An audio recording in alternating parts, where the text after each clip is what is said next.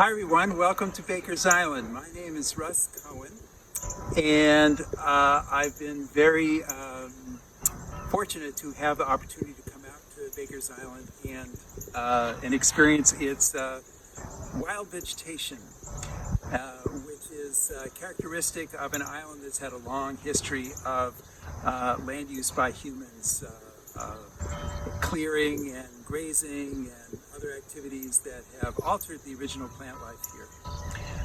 But nevertheless, the plants have come back, especially the opportunistic plants that are very good at pioneering disturbed sites.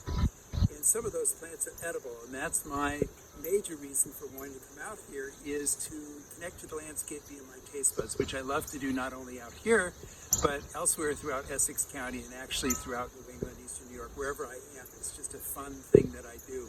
Even if I'm not actively hunting and gathering, just to see these plants as I'm walking along the trail, it's like having old friends come out to greet me as I'm walking along. So we're going to point out some of the edible wild plants that are here out at Baker's Island. Some of these were plants that managed to get out here on their own, and then other plants are plants I brought out here from my nursery and established here because I thought the conditions were right for them to do well here. So we'll see some of those too. So here we have one of the plants that I planted out here in the island. If there are two iconic fruits for the North Shore, wild fruits, one might be cranberries, which you can find especially in the dunes, and then this is the other one, the beach plum. As in Plum Island was named for beach plums, which grow out there. And so I thought Baker's Island would be a good spot for some beach plums. So here's a bush right here. It seems to be doing quite well. You can see the cage that we put around the base, which was important when it was smaller, just to prevent any critter nibbling or inadvertent knocking over with mowers and stuff like that. And so I often hear from people, I hear about this thing called a beach plum, but I can never find them. And the reason is they're not looking at the right time of year to find the beach plums. The best time to spot a beach plum in the landscape is in May, when the plants are blooming, and then they're covered with these creamy white flowers. And very little else is happening along the coastline when the beach plums are blooming, so the flowers really stand out. And then the fruit is ripe around Labor Day weekend. And the fruit, this one isn't producing viable fruit yet. I hope it will soon, but the fruit will be usually purple in color, occasionally yellow-orange, but usually purple. It's about the size of a cultivated cherry, and they vary in flavor quite a bit from tree to tree, from shrub to shrub. Sometimes they're puckery and astringent, which isn't bad if you're going to make beach plum jam or jelly, because you're adding a lot of sugar anyway. But I've also had beach plums that are quite good, just eating straight off the bush. They're very good. Just about as good as a cultivated plum, except that they're smaller. And so, so beach plum jam and jelly is often what is done with these. And if you're lucky and you find lots of fruits, you can use the whole fruits in various desserts, like a strudel, for example, is one thing I like to make. So we will show you some photos of beach plums blooming and ripe beach plums and things you can make from beach plums to supplement the photo of the plant here. But this is something that, and this is one of about 6 we've established on the island, and that's sort of important because beach plums aren't self-fruiting. They need a partner to pollinate with, so you need to have more than one bush this in your yard. And this is a plant you could plant in your yard. Any sunny, well-drained area should do well for beach plums. You don't have to live next to the dunes by the ocean. So even if you're miles away from the coast, you can still plant a beach plum. All right, here on Baker's Island, as I said, we've got a combination of native pioneer species and non-native pioneer species, and this is an example of a non-native pioneer species. This is wild mustard. It could be white mustard, black mustard, or field mustard. I don't know how to tell them apart. It doesn't matter. They're all equally edible. And one of the ways to recognize a mustard plant is the flowers are 4-petaled in the shape of a cross, which is where cruciferous vegetables come from.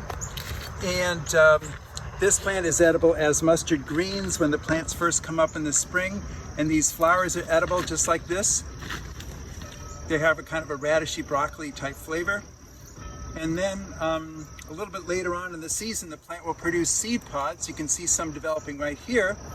And when these are fully ripe, they'll have round seeds in them, which are mustard seeds. You could grind them up and make your mustard sauce instead of going to the store and buy it if you wanted to. So this is a European species, non-native but non-invasive species that's very common to see in a farm field and also along the coastline. So it seems to have a good tolerance for salinity. And right next to the mustard, we found a relative. So this is another European, non-native but non-invasive member of the mustard family. Very surprised to see it here in this context.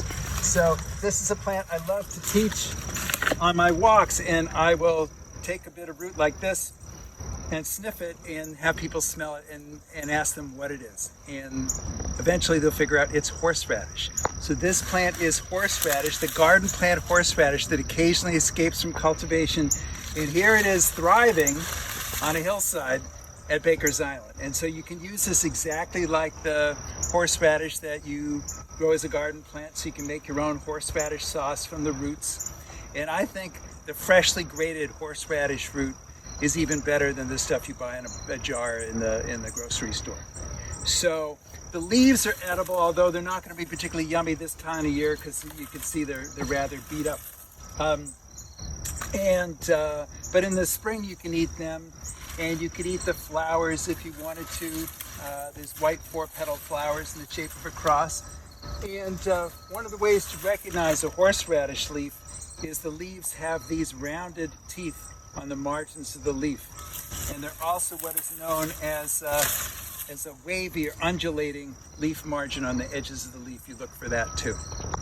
And if you find a horseradish plant, I mean, they're not usually this big, but even if you find one and you're harvesting the root to eat it, as long as you leave some of the root in the ground, the plant will come back. You're not going to kill it by extracting a part of the root. So here is an apparently successful experiment I tried by planting our native eastern prickly pear cactus here in a little favorable microclimate I found on Baker's. And the plant is apparently quite happy here, which is great to see. So this is a plant that's native to Massachusetts. Where you're typically going to find it is in a sandier place like down on the Cape or the Islands. But I thought with a little spot where it's around a lot of exposed rocks, nice and sunny, it would do well here, and it seems to be doing well. So now our eastern prickly pear fruits are edible. They are small and they're mostly seed, and they do have these irritating little, what's called a glochid, which is a miniature thorn. So they are a little difficult to handle. So this isn't a major edible species, but you can eat it. You can also eat these pads too, the cactus pads. I haven't tried that myself, but it's a well-known, prickly pear pads are a well-known edible thing. The plants are related to this in Mexico. They're eaten that way. But anyway, the eastern prickly pear. And once this plant gets established, hopefully it will bloom and it produces these large, gorgeous looking yellow flowers in the early summer. Here at Baker's, they've established a pollinator garden with a bunch of plants that bumblebees and other pollinators like. And you can see a bumblebee right down here visiting one of the native edible plants that's also popular with pollinators. So this one right here is called the clustered or the broadleaf mountain mint. Pycnanthemum muticum is the botanical name. And all mints are edible, by the way. Well, let me just say there aren't any poisonous ones. Not all mints taste good, but there aren't any poisonous mints that grow here in New England. And I just want to add one caveat. I'm not talking about taking large amounts of essential oil derived from mints. That can be toxic. Even peppermint oil can be toxic in large amounts. But if you're just using the leaves of plants, that's a relatively low level. So this one is called the Pycnanthemum muticum, as I said, broadleaf mountain mint, and it has a sharp kind of a pepperminty flavor. So this one would be good for using like to make mint tea, mint juleps, mint ice cream, mint candy, stuff like that. Then also here at the pollinator garden, we've got another plant on the other edge that has largely lost its leaves, but there's a couple ones left. So you see how it's These were purple flowers a few weeks ago, and now they're just ripening seed heads. But here, right here, are some remaining leaves on the plant. And actually, here's one right down here. So I'll just pick this to show you. So this is in the genus Monarda. This is Monarda fistulosa, also called wild bergamot. And this one is a savory mint, so it's more like a sage or a thyme type flavor. And this one, to me, smells and tastes just like oregano. So that's how I would use it. I would use it instead of oregano. But it's here in the pollinator garden because these purple flowers that were blooming several weeks ago, the pollinators love to visit them too. Here is another successful planting we've done. So here is a species called sweet goldenrod, Solidago odora, native to Massachusetts. This is one of the native species the American colonists turned to make tea from during the Revolutionary War era when they were boycotting the British tea. And they liked this one because the leaves have an anise or a licorice type smell. And actually the flowers do too. And so this is an excellent plant to make tea from. You just gather up, this time of year, basically any time of year when the leaves are on the plant or the flowers, and just steep it in hot water for a few minutes and you'll have a licorice flavored drink. Really nice. And this one is very easy to grow from seed, by the way, which is how I got established and then brought the plants out here. And this one's doing very well. All right, so let me talk to you about roses now. So let me speak generically first. All roses are edible, whether they're cultivated or wild, and the two edible parts are the rose petals and the rose hips. And a rose hip is the fruit of any rose, wild or domesticated. So this particular species is the best one for foraging. It's the beach rose, the Rosa rugosa, because it has big, delicious petals and hips. So here is the flower petal. As we're filming this toward the end of the summer, these petals are pretty much gone, but we've got one to show you that it's usually magenta color like this, sometimes white, 5 petals, and then those are followed by the hips. And we're just going to go across the way to show you some good examples of what the rose hips look like. But before we do that, let me just say, you can use the rose petals for making rose petal jam, rose petal jelly, rose water, which is used in Middle Eastern cooking, is made from rose petals. Okay, so here we have some ripening rose hips. And this one is close to being ripe. And basically what you want to look for is the same conditions like a tomato. You want it to be that deep red like a tomato, and you want it to be soft like a tomato. So this one is still a little hard, not quite as soft as you want it to be. So this is heading a little bit more in the right direction. Okay, where did I see one here? Okay, well, this might be the best I can find for right now. Okay, so this would be good enough for teaching purposes. So these rose hips, the outer part of the fruit is edible. And so this outer part right here, in the inner part are some seeds with irritating little hairs that you want to scrape out of the center. And then what you have left, like that, is the part that you can eat. So if this had been a really ripe rose hip, this would be much more orange, sort of a reddish orange color. And the flavor of the rose hip flesh is like a cross between an orange, an apple, and a strawberry. So it's quite good. And you can also use rose hips for making rose hip jam, rose hip jelly, rose hip butter, which is like an apple butter, rose hip tea, which you can use fresh or dried rose hips. A good either way. So once again, this is the Rosa rugosa, the beach rose, and this one that has the large size hips and petals that are tasty and good for foraging. Out here in Bakers, there's also a lot of the native roses, and those also have edible flowers and hips, but they're not as large or as tasty as this non-native beach rose. So the beach roses are actually from Japan. They were introduced here in the 19th century, and they have naturalized themselves along the coastline, but they're not a native species. So I thought it might be nice to plant some edible plants near the campsite so the campers could eventually enjoy them. So here's one in the background here. This is called a ground cherry. It's related to the tomatillo. That's a plant that you might know. It's also called a husk tomato or a strawberry tomato, and it is in fact a wild cousin of a tomato. So here are the flowers blooming, And then when the flowers are finished blooming, the fruits develop inside a little husk, which the botanical term is called a calyx. So the fruit is inside here, ripening. And when this fruit is ripe, the color of the calyx turns yellow and then a tan color, and then the whole thing falls off the plant with the ripe fruit inside. So there's the fruit inside. So when this is ripe, this fruit is going to be yellow. And because this species is the clammy ground cherry, Physalis heterophylla, this fruit has a little stickiness to it. And so these fruits, when they're ripe, yellow, they'll look and taste like a sweet cherry tomato, so they're quite good. But you want to look for these underneath the plant, because when the fruit is ripe, it falls off the plant and just will lie there in the ground. So that's why it's called a ground cherry. And it's not related to cherries at all. It's related to tomato, which is why it's also called a husk tomato. There are poisonous lookalikes to this plant, but the poisonous lookalikes do not have the husk surrounding the fruit. So as long as you're seeing a husk surrounding the fruit, and you have to take that husk off to see the fruit, that's the ground cherry. All right, then right in front of it is a wild onion. This is called a nodding onion, a native species to a little bit further west of New England, but it is doing well here. And this is where the flower was.